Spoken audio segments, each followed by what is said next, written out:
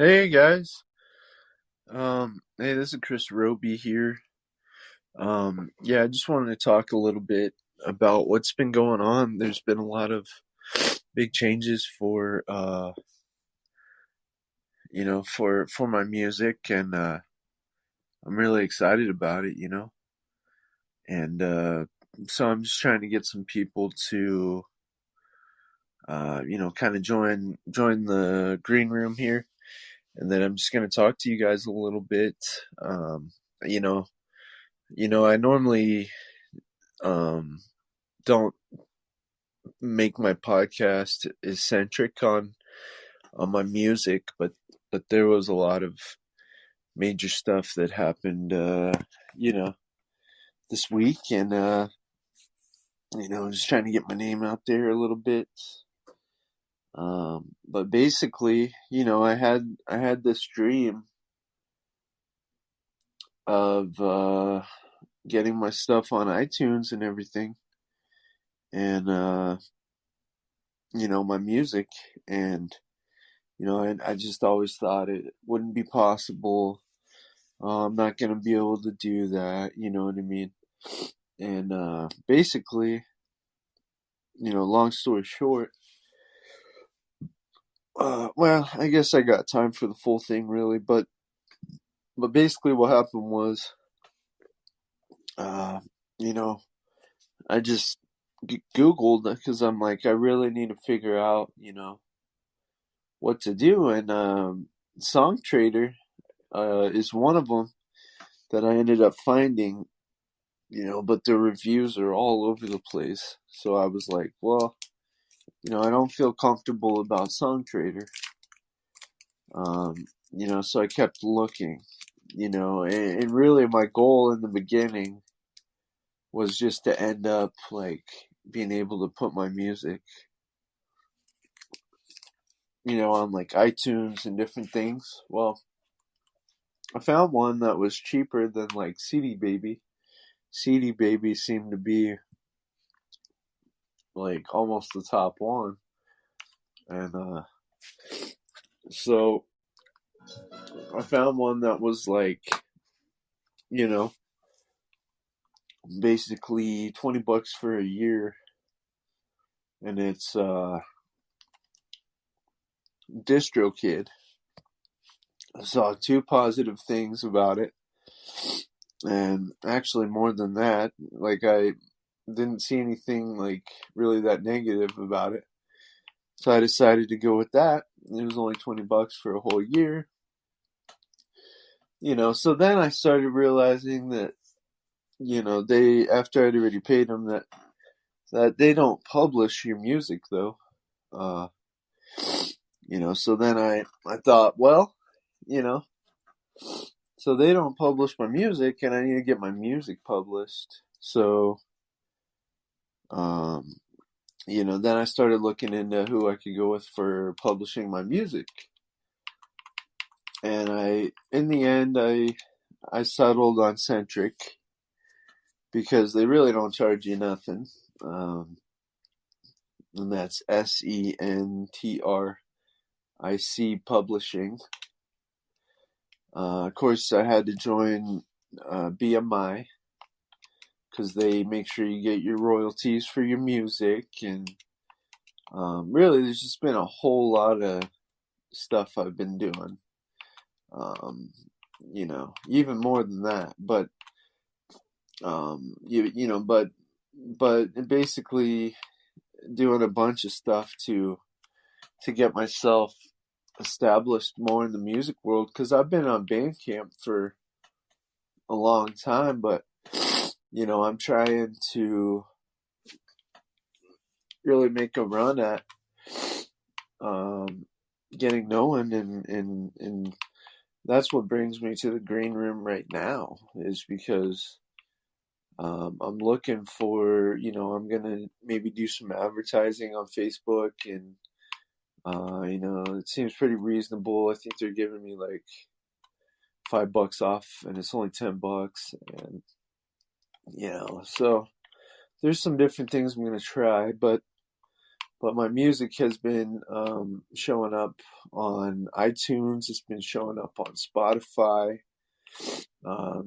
It's on YouTube, and I'm slowly adding my backlog. I don't have everything up, but I have my newest album from this year. It came out in February. Of course, it was only on Bandcamp before, because really I started with Reverb Nation, and I used to just, I didn't want to pay anything. I just, I wanted to be able to use it, not pay anything.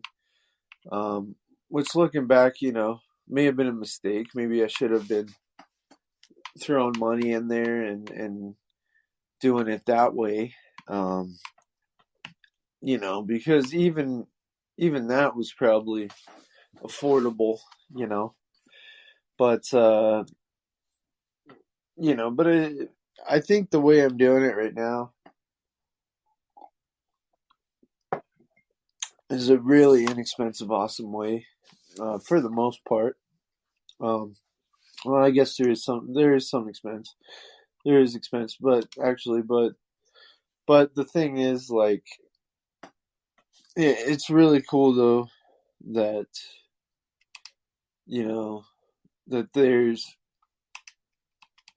you don't have to sign on with Sony and they own all your rights and all your lyrics and all that stuff. Like, really, in the whole music industry has become a lot easier, but it's harder, and there's so many artists out there that it's harder to get well known, I'm sure, but it is crazy that it's kind of a really interesting time that we find ourselves in these days with music, and it's evolved and changed, from like the Beatles days or whatever. I'm sure it was probably a whole lot different back then, or some things were, but basically, I guess my whole point of doing this little thing here is just to tell you guys, basically that that you can find my music on iTunes, Spotify. I'm pretty sure it's on Pandora. And please give it a listen. Maybe it's not your thing.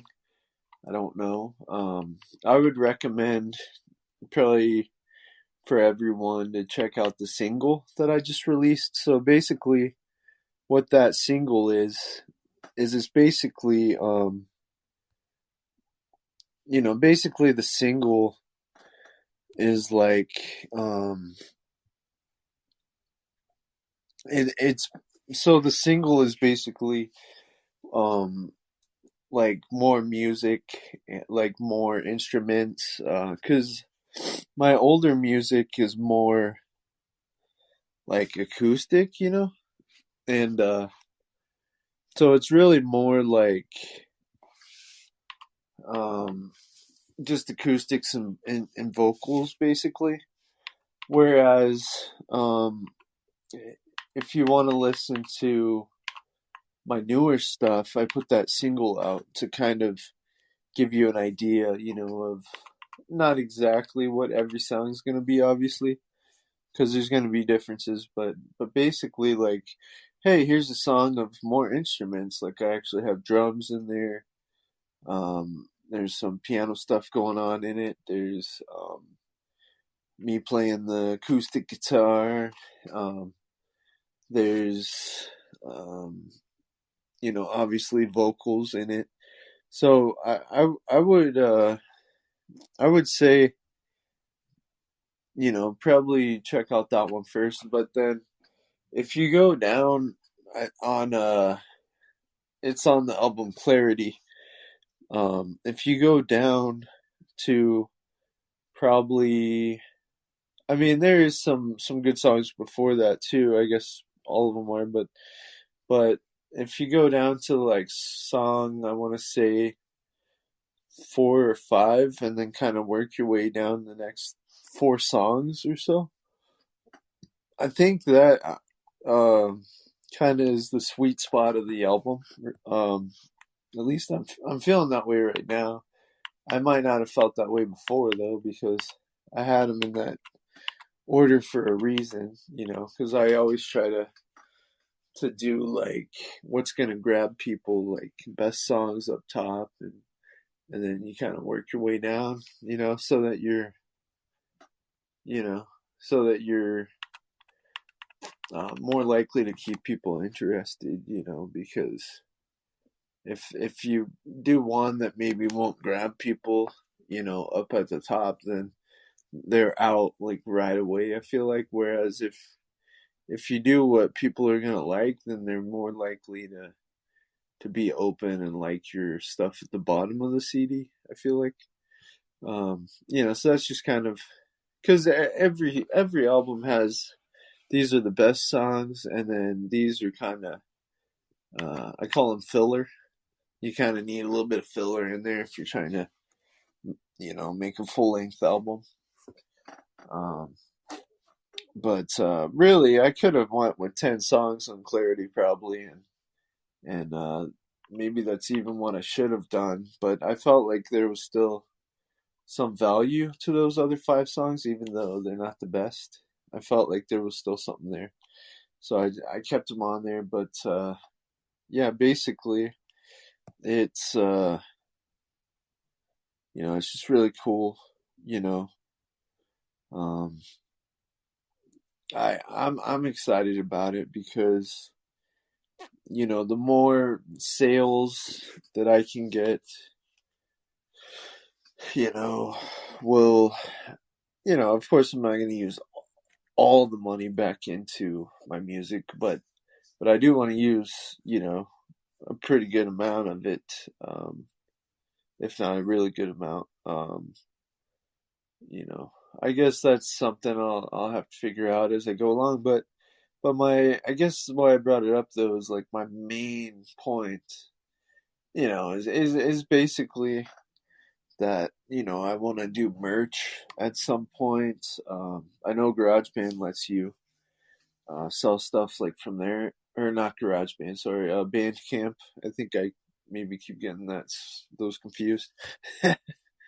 But yeah, basically, uh, yeah, I mean, that's been a dream of mine for a long time, to sell merch, but I need people to care about my music and like it and listen before I do that. So, but anyway, thanks guys for listening. There should be 150 total places that my music should be on, where you can buy, listen, those type of things. But yeah, I mean, I'm excited about it. I'll keep you guys informed on some more podcast posts and things, and yeah, basically, keep an eye on sports, video games, and more, on our or on my podcast channel there. I'll talk about my music some, obviously on the podcast too. And yeah, guys, thanks for everybody, thanks for listening, and for supporting, and for letting people know, spreading the word about the podcast and my music and everything. Thanks, everyone.